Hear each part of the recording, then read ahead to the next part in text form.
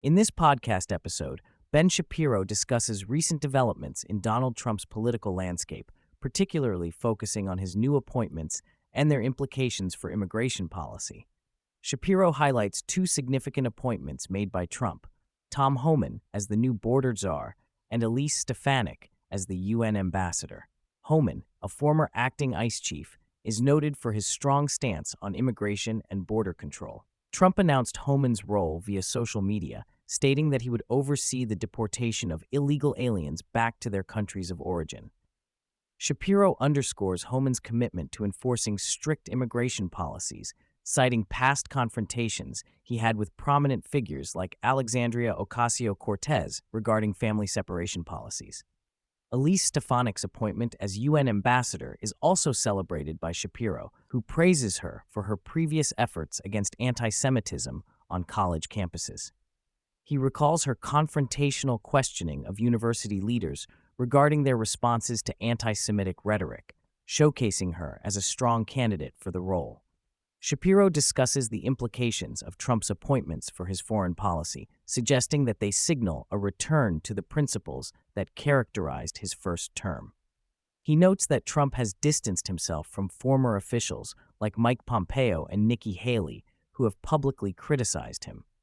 Shapiro argues that Trump's foreign policy will remain consistent with the peace through strength doctrine, emphasizing deterrence and a credible threat of military force to maintain global stability. He references Bill Hagerty, a potential Secretary of State, who suggests that Trump will navigate complex international issues, including the situation in Ukraine, without significantly increasing aid.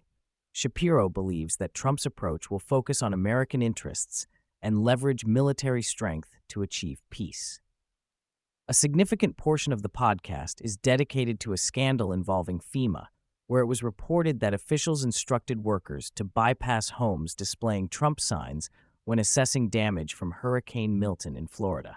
Shapiro describes this directive as un-American and discriminatory, highlighting the absurdity of federal employees being told to ignore certain residents based on their political affiliations. He emphasizes the outrage from FEMA employees who felt compelled to help all citizens, regardless of their political beliefs. The fallout from this incident is discussed, including the response from FEMA, which acknowledged the issue and stated that they were investigating the matter.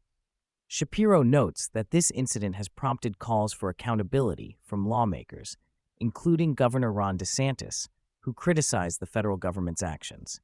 Shapiro also addresses the media's handling of the FEMA story, particularly criticizing an NBC News reporter for failing to accurately report on the situation and for not crediting the Daily Wire for breaking the story.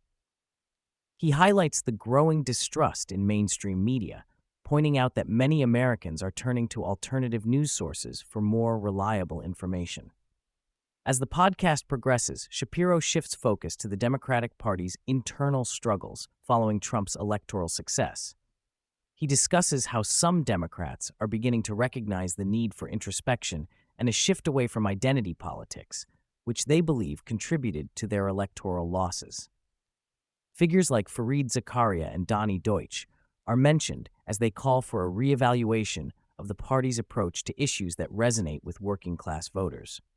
Shapiro notes that Bernie Sanders is advocating for a return to economic populism, suggesting that Democrats should focus on economic issues rather than identity politics. However, he points out the inherent contradictions within the party, as many members still cling to progressive ideals that alienate mainstream voters. The podcast concludes with Shapiro reflecting on the potential for a more moderate Democratic Party that could emerge from the current turmoil. He expresses hope that a more centrist approach could lead to healthier political discourse in the U.S. He emphasizes that while he enjoys the current Republican successes, a balanced political landscape is beneficial for the country as a whole.